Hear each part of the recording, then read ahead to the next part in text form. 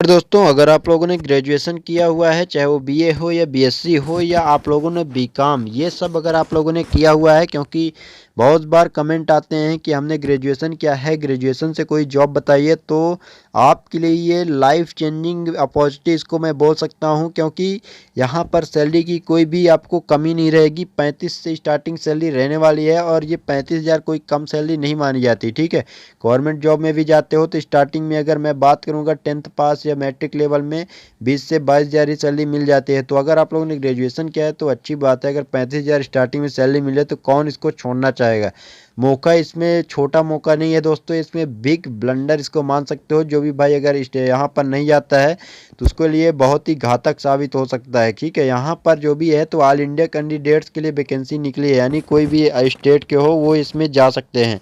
अगर आपकी मैं बात करूँ तो इसमें जैसे एयरपोर्ट है या आप लोगों को एयर कैबिन क्रू है, चाहे वो मतलब फ़्लाइट अटेंडेंस है या बहुत से जो फ़्लाइट वगैरह में जो एयर होस्टेस रहते हैं, यहाँ पर अगर आपको वर्क करना है तो कुछ आपके पास जो अतिरिक्त स्किल है वो होना चाहिए, जिसकी मैं बात कर लूँगा वहाँ पर कि क्या क्या ज़रूरत रहती है, तो आपको कैसे क्या थोड़ा बहुत आपको गाइड करूँगा। तो यहाँ पर सैलरी की कोई दिक्कत नहीं रहेगी, सुविधा के मामले में अच्छी खासी पॉजिटिव रहेगी। और सबसे अच्छी बात यह है कि एक लोकेशन के लिए वैकेंसी नहीं है, यानी वैकेंसी की कोई कमी नहीं है, या मतलब जॉब की कोई ये मान सकते हो कि नंबर ऑफ़ वैकेंसी अच्छी खासी यहाँ पर रह जाएगी। दिल्ली है, जयपुर है, हैदराबाद, यानी मल्टीपल लोकेशन है, एक से लगभग 5 से 6 लोकेशन के लिए आउट हुई है। और एयरपोर्ट वगैरह में तो मालूम ही हो कितने मतलब प्रोफेशनल वर्क रहता है। कोई ये नहीं कि कचरा झाड़ू वगैरह मारो इधर उधर, ये सब काम थोड़ा यहाँ पर इससे दूर रहोगे आप लोग। तो जो भी बीए हो या बीएससी हो, यानी आप लोग अगर फ्रेशर्स भी हो या चाहे मेल हो या फीमेल हो, इसमें सब कुछ सभी के लिए जॉब निकली है।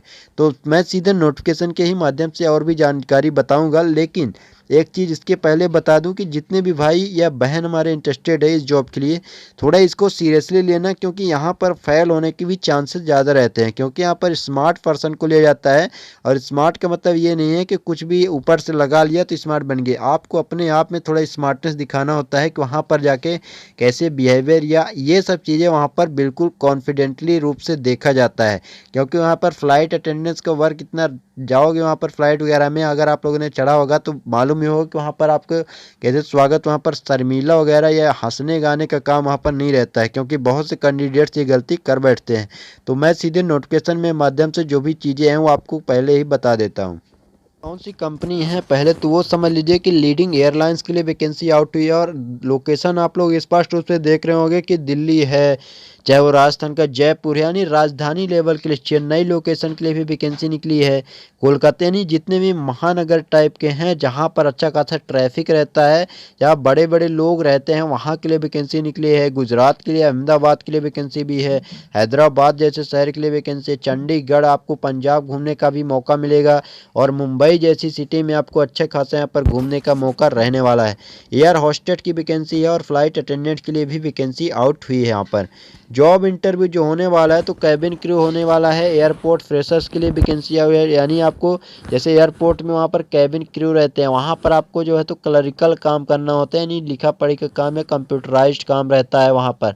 तो ये काम रहेगा आपको। और leading airlines in India and overseas required, यानी इंडिया का मतलब यह है कि ओवरसीज, यानी आपको परफॉर्मेंस के हिसाब से आगे जाके इंटरनेशनल में भी मौका की बिल्कुल यहाँ पर मिलेगा।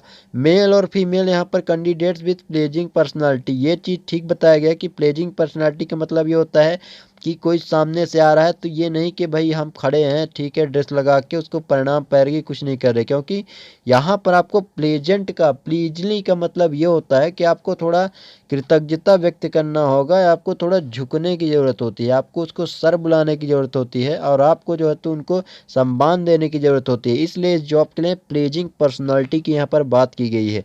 एलिजिबिलिटी की वही है कि सिंपल ग्रेजुएशन की बात की गई है, कोई भी ग्रेजुएट है वो जा सकता है, चाहे वो बीए हो, बीएससी, बीकॉम हो।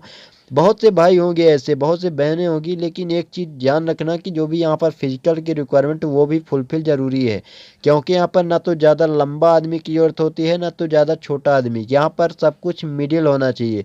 यहाँ पर हाइट ना तो आपको लेस देन यानी 5 फुट 2 इंच, या मान सकते हो कि 155 सेंटीमीटर जो फीमेल कैंडिडेट हैं इससे कम ना हो, ठीक है। इससे कम अगर है तो बाल बिल्कुल आपको जाने की ज़रूरत नहीं है। और अगर यहीं पर हम मेल की जो भी बात करें तो 5 फुट और 7 इंच, यानी अगर आप लोगों की उम्र सॉरी यहाँ पर अगर 173 सेंटीमीटर से कम है, ठीक है, तो यहाँ पर जाने की ज़रूरत नहीं है, क्योंकि यहाँ पर मेल कैंडिडेट के लिए थोड़ा हाइट यहाँ पर देख सकते हो कि ज़्यादा हो सकती है। लेकिन अगर आप लोगों की हाइट 170 तक भी है तो यहाँ पर आप लोग जा सकते हो दोस्तों। बाकी यहाँ पर should not be over weight, यानी यहाँ पर वेट का भी बहुत ही बड़ा रोल रहने वाला है। अगर आप लोग अच्छे खासे मोटे हो, या मान सकते हो कि आपके उम्र के हिसाब से, आपके शरीर के हिसाब से अगर वेट ज़्यादा लग रहा है तो चांसेस यहाँ पर आपके फिर घटने लगते हैं सिलेक्शन के। हालांकि ऐसा कम ही होगा, लेकिन जो भी ऐसा है सिचुएशन तो यहाँ पर बताया गया है, तो आपको थोड़ा ध्यान रखना है। शुड नॉट बी, और विजुअल की अगर मैं बात करूँ तो मार्क्स जुड़ने वाला है, तो ये चीज़ होना चाहिए। और स्कार्स एंड टैटूज़, टैटूज वगैरह की भी बात यहाँ पर अगर की गई है, सामने में अगर टैटू है, हाथ में आपको कहीं पर रख दिए हो और किसी से बात कर रहे हो, टैटू दिख रहा है, तो यहाँ पर दिक्कत होगी आपको। तो टैटू वगैरह की डिमांड यहाँ पर नहीं है, ठीक है। बाकी यहाँ पर फ्रेशर्स +2 देखिए, अगर आप लोगों ने +2 भी किया हुआ है, चाहे मान लीजिए फ्रेशर्स है या एक्सपीरियंस है, तो भी आप यहाँ पर जा सकते हो। यहाँ पर फ्रेशर्स +2 कैन आल्सो अप्लाई, यानी एक्सपीरियंस के लिए जा सकते हो और फ्रेशर्स के लिए भी वैकेंसी तो आउट हुई है। एज लिमिट भी कम ही दिख रही होगी, 18 से 24 एज रहेगा। और एक्सपीरियंस की अगर बात करें तो फ्रेशर्स और 1 साल से 2 साल का एक्सपीरियंस है तो भी जा सकते हो। और जो डेजिग्नेशन रहेगा, यानी जो पोस्ट आपको जो है तो ऑफ़र की जाने वाली यहाँ पर एयर होस्टेस, जो आपको वहाँ पर वर्क करना पड़ेगा। जैसे होटल वगैरह में आप लोगों ने वेटर्स का नाम तो सुना ही होगा, तो आपको वहाँ पर इसी तरह सेम रोल में काम करना होता है। थोड़ा बहुत चेंजेस देखने को मिलते हैं यहाँ पर। फ़्लाइट अटेंडेंट की बात करें तो आपको फ़्लाइट वगैरह में जो है तो अटेंडेंट का वर्क करना होता है। जैसे कोई भी चढ़ता है फ़्लाइट में तो उनको सही ढंग से उनका सामान वगैरह सब कुछ चेकअप करना होता है आपको, ये सब वर्क रहेगा आपको। और वहाँ पर सबसे अच्छी बात यह है कि वहाँ पर ज्वाइन करने से पहले आपको बढ़िया तरीके से जो भी है उनका ट्रेनिंग क्राइटेरिया सब कुछ आपको करवाया जाएगा। इसके बाद ही आपको जॉब के लिए एलिजिबल माना जाएगा। लोकेशन की बात करें तो मल्टीपल लोकेशन है, इसको आप लोग पहले एक बार देख लेना। और अगर सैलरी की मैं बात करूं तो यहाँ पर देखिए, स्टार्टिंग में ही सैलरी 35,000 रुपये मिल जाएगी, कोई कम सैलरी नहीं होती। और टिल यानी 35,000 से लेके 65,000 तक, कोई भी यहाँ पर ये नहीं है कि बॉन्डिंग, जैसे आप लोग फ्रेशर्स ही हो, बिल्कुल फ्रेशर, तो 35,000 तो मिलना ही है। लेकिन अगर आपके पास कुछ एक्सपीरियंस है, अलग दिख रहे हो, स्मार्टनेस है, वो इंटरव्यू के ऊपर डिपेंड करेगा, तो आपको 65,000 तक, मतलब इसके बीच में भी सैलरी ऑफर की जा सकती है।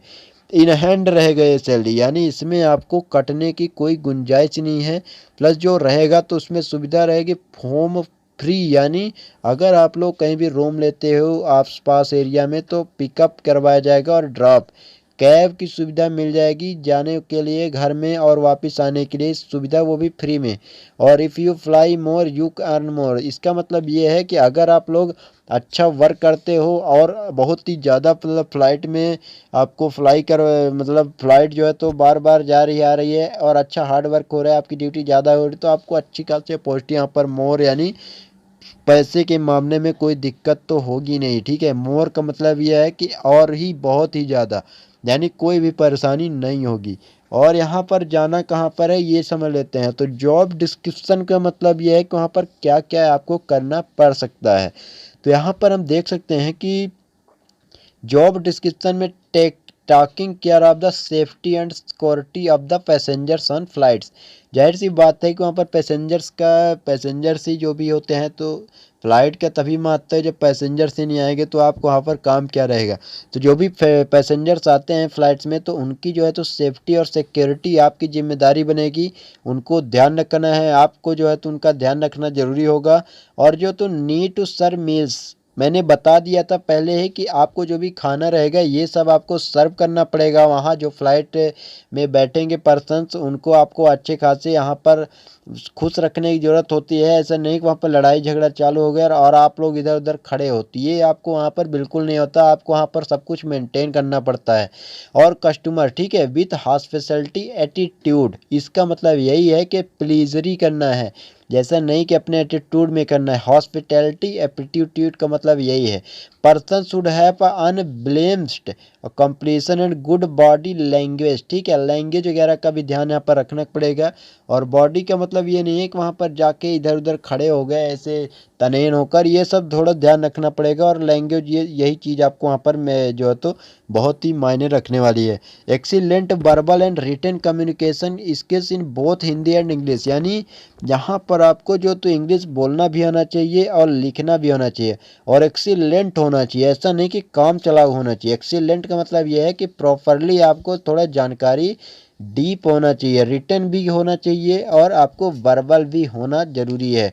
ये सब रहेगा और अच्छी खासी ये वैकेंसी आउट हुई है तो मौका आपके हाथ में है। और जो भी करना क्या है तो सेंड सीवी एंड फोटोज, यानी आपको जो है तो आपको रिज्यूम प्लस आपको अपना फ़ोटो स्वयं का भेजना होगा। और ईमेल आईडी यहाँ पर देख सकते हो आप, hiring@cita.co.in, इस ईमेल आईडी में आपको डायरेक्ट मेल कर देना होगा। और थोड़ा मेल करने से पहले अपना फ़ोटो और जो तो अपना रिज्यूम थोड़ा ध्यान से चेक कर लेना, क्योंकि गलतियां यहीं पर होगी और यही आपका आधार होगा सिलेक्शन का या फेल होने का। तो यहीं से आपको जो है तो आगे होगा। तो इस चीज़ को आपको ध्यान देखना है, क्योंकि वैकेंसी कोई कमी नहीं है। मल्टीपल लोकेशन के लिए वैकेंसी निकली है, कहीं भी आपको मौका मिल सकता है।